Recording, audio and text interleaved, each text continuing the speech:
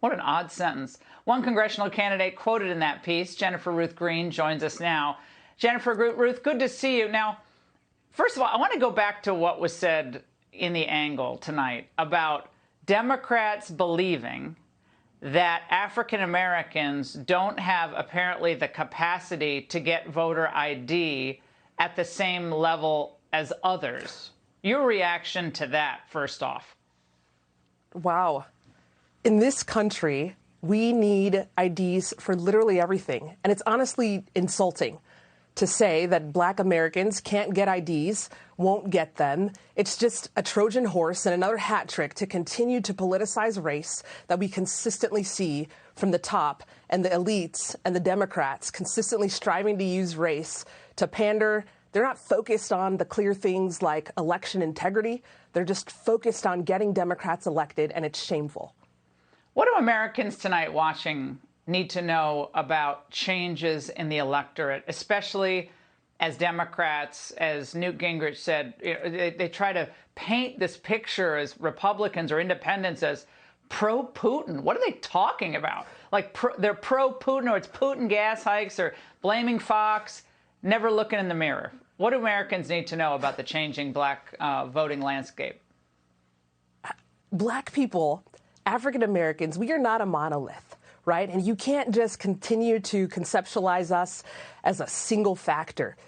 We are not stupid. And we see the clarity of all of the failures that continue to exist. We see the crazy skyrocketing of prices. We see the energy costs that we're continuing to pay for. We see the poor border security. We see the poor international relations, and that's continuous.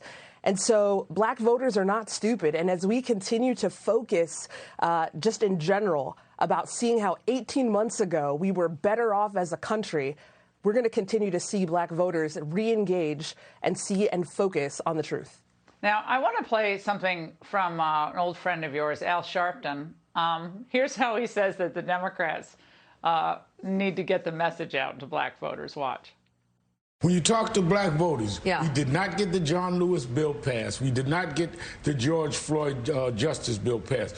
But what did we do? Well, Biden put more Blacks on the federal courts than all presidents combined. Nobody knows that. You've got to put your message out there and what we've done, why it makes a difference, what it means to you at home, not the Washington Beltway crowd.